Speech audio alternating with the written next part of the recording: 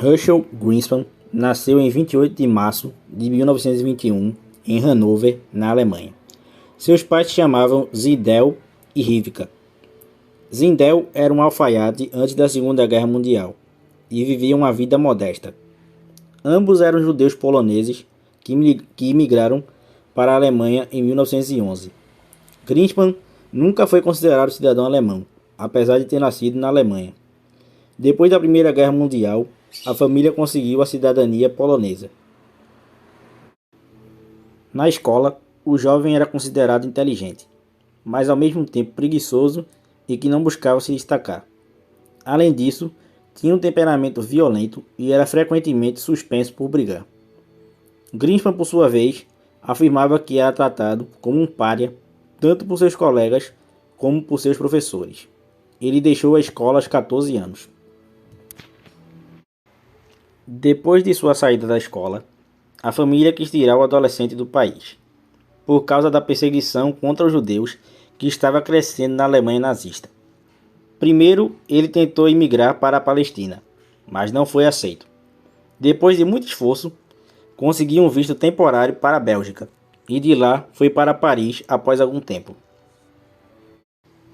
Em Paris, viveu como apátrida, pois não conseguiu os documentos necessários para ter a cidadania francesa. Por causa disso, não pôde trabalhar e nem residir legalmente em nenhum lugar. Ele tinha um tio e uma tia em Paris que eram muito pobres, que ajudaram ele com um pouco de dinheiro. A pobreza era tanta que ele dormia no chão. Em agosto de 1938, a França negou seu pedido de condição de refugiado e lhe deu 4 dias para deixar o país. Mas Greenspan permaneceu no país clandestinamente. No outono do mesmo ano, os nazistas expulsaram pessoas com passaporte polonês da Alemanha. A família do jovem, como tinha cidadania polonesa, estava entre elas. Eles foram abandonados na fronteira com a Polônia e viviam uma situação de miséria. Greenspan tentou obter informações, mas não conseguia. Até que finalmente ele recebeu um cartão postal de uma irmã sua pedindo socorro e dizendo que eles estavam desesperados. Para resolver essa situação, Greenspan bolou um plano. Ele pretendia ir na embaixada alemã em Paris, atirar em alguém, e quando fosse julgado, ele utilizaria o julgamento para chamar a atenção para a perseguição nazista contra os judeus. Foi então que no dia 7 de novembro de 1938, Greenspan foi à embaixada e pediu para falar com um oficial. Ele foi recebido pelo terceiro secretário da embaixada alemã em Paris, Ernst von Hatt, e disparou 5 vezes contra o secretário. Os tiros atingiram seu baço, estômago e pâncreas. Após os disparos, Greenspan se sentou e esperou para ser preso.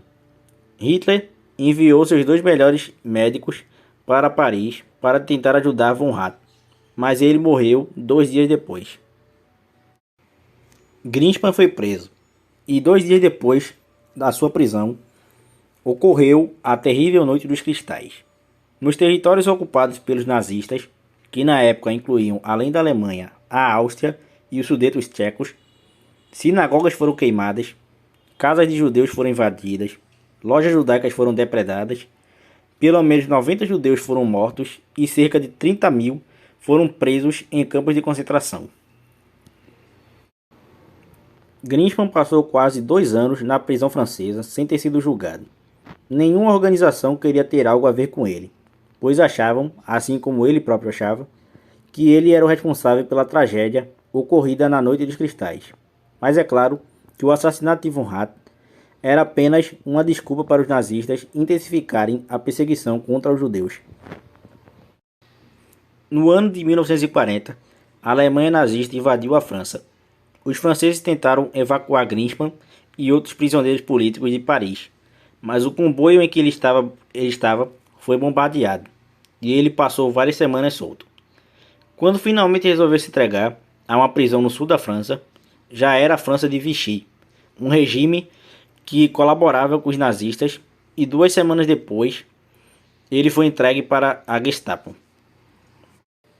Na Alemanha, Klinsmann passou por diferentes prisões e campos de concentração com relativo conforto. Os nazistas trataram ele bem porque queriam fazer um julgamento de fachada para mostrar que havia uma conspiração judaica capitalista comunista contra a Alemanha e que isso explicaria suas atrocidades contra os judeus. Esse julgamento contaria com toda a imprensa internacional e, obviamente, os nazistas não queriam que o jovem parecesse maltratado. Esse julgamento estava previsto para acontecer na primavera de 1942, mas acabou não acontecendo devido às complicações da Segunda Guerra Mundial. O destino de Klinsmann após 1942 é um mistério. Não se sabe ao certo o que aconteceu com ele. Em 1960, o governo da Alemanha Ocidental, a pedido de seus pais, o declarou morto por presunção.